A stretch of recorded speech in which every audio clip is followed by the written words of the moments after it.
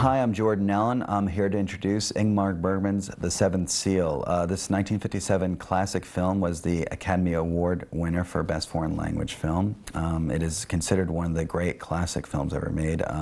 Certainly in film schools, it's probably known as the top 3 films along with Battleship Potemkin and Citizen Kane. It's important to note that the use of death is the first time it was ever really kind of portrayed in the form of the man with the sickle, which sort of became famous in Monty Python's The Meaning of Life with the sequence in where you see the 3 dissolves, I am death. That, of course, is attributed to the great Ingmar Bergman.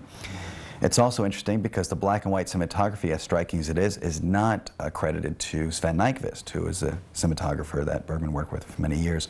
It's Gunnar Fischer. During the early part of his work, Gunnar worked exclusively with Bergman in collaboration. And it's also taken from Bergman's play, the title of which is very difficult to pronounce, so please excuse me, but enjoy the movie and Max von Sydow's great performance. And he plays a pretty mean game of chess, unless you're playing against death, that is. Seventh Seal by Ingmar Bergman, coming up next.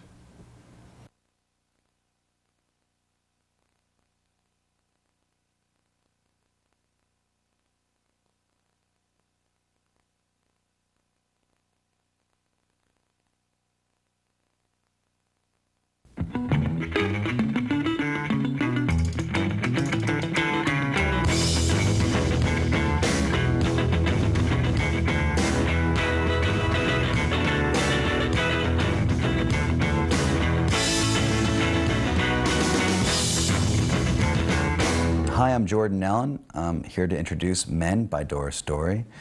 Made when she was 31 years old. It's actually the first feature that broke out in America for Doris.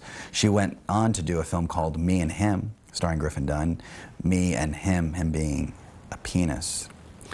I don't know, the Hollywood agents, you know, when they sign these German directors, they talk them in all sorts of kind of crazy projects. But what I can tell you is that in Men, which was a very, very funny film, you're going to have a great time with it. It's about a husband who loses his wife and actually disguises himself to basically befriend the man that is currently in an affair with his wife. And it's very charming and sentimental and very sweet, and it uses a lot of geography and how the apartment is structured. There's an interesting scene where he's crawling above the loft space, and, well, I don't want to ruin the movie for you too, so you enjoy it. It's one of the very few German comedies. Men by Doris Story.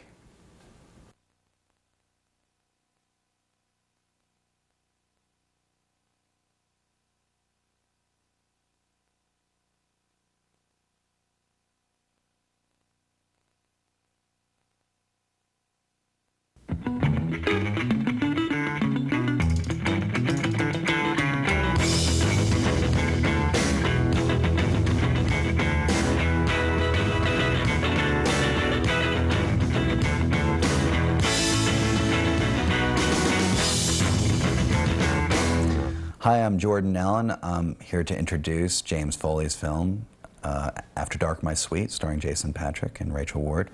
This film uses outdoor, open desert spaces, interestingly. It's probably one of James Foley's slowest moving films, but there's a lot going on there. This is a director that came out of music videos, so it's actually kind of interesting that he took his time in telling a feature-length story. Most music video directors today, I tend to think, move a little bit too quickly and are a little bit choppy in their style.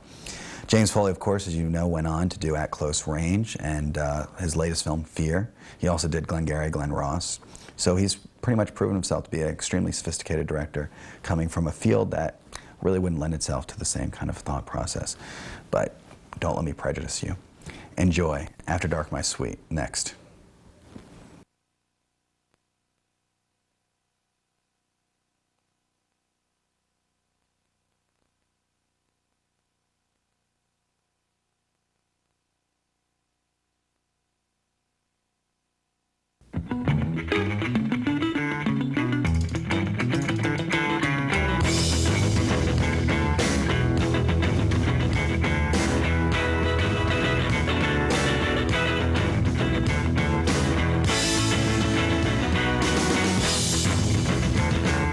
Hi, I'm Jordan Allen. I'm here to introduce to you tonight Ingmar Bergman's classic film, The Virgin Spring, made in 1959. This black and white classic film is the story of a young lady who goes out to the forest one day and is met with some tragic circumstances. Her family then pursues the criminals behind her horrible crime, and later there are some biblical results, let's just say. And to see this film as a young filmmaker, as I did in New York, I think I was most impressed with the fact that Bergman at the time must have been in his mid-30s, the way I figure it, and a lot of directors today, a lot of independent directors, don't really touch on that level of biblical reference. I'd say the only one I can think of is Pulp Fiction, Quentin Tarantino, using it in a very clever, witty way.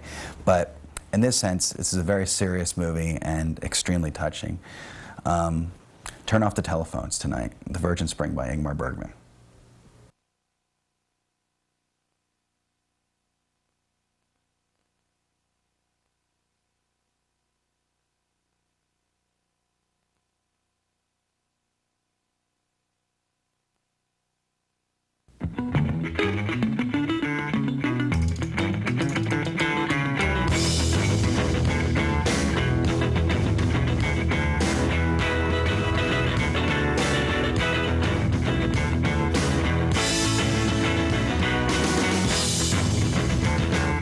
Hi, I'm Jordan Allen. In 1977, The Station Master's Wife hit the world, and it was made by the great German director Rainer Werner Fassbinder.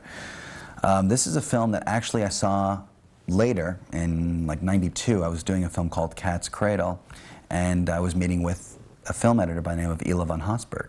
She gave me the tape of the film saying this is one of her most daring pieces of work. And what I first noticed was it was a very slow-moving film, and I would turn it off and I would give her a call and say, Ela, I don't know what I'm getting out of this. And she'd say, no, wait. And sure enough, the subtext of the film was something that I needed to learn. It was an education for me, not only to see the film, but I was fortunate enough to actually hire Ela. And she taught me a lot of Fassbinder's techniques. A lot of what she would do when she was cutting a scene would be to focus on the performances, not so much to say that I would work around performances, but she could actually construct an entire scene based on high-quality performances, which is a very exceptional effort for an editor to do without screwing up the continuity and the storytelling. And on set, she would always remind me to make sure that I would focus most on my actors, my close-ups, which most editors wouldn't think to do. They'd say, cover it, cover it, cover it. But she could do a lot with very little. So, The Station Master's Wife, next.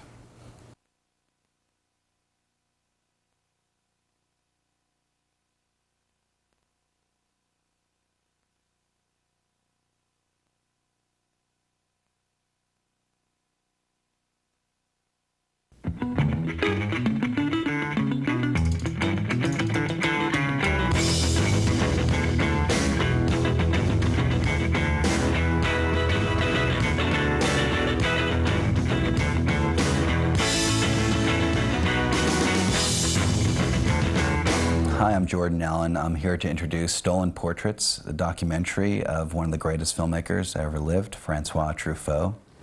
Truffaut was known first as a critic working for Cahiers du Cinéma, and later went on to create what was known as the French New Wave, when he indeed became a filmmaker's nightmare, a critic that turned into be a great director. He also created the auteur theory, meaning which that the filmmaker was the author of the work, and this is something that has been discredited by Hollywood, even though nowadays you have what's called a writer-director. They're called hyphenates instead. I guess it's their stab at Truffaut. Also, it's important to note that Truffaut actually years later starred in a Steven Spielberg film, Close Encounters of the Third Kind, playing a scientist seeing aliens land. And during conversations on the set, I know Truffaut used to look at Steven and say, I don't understand how you work with so many people. There are like 300 crew members on the set, and Truffaut was known to work with a crew of like maybe 20 people. He also did some amazing things. He gave the idea for Breathless, Jean-Luc Godard's first movie back in the 50s. And as a film writer, maker, influence, he, to me, is still one of the great turning points in cinema history. So I hope you enjoy Stolen Portraits tonight, as I know I will. Next.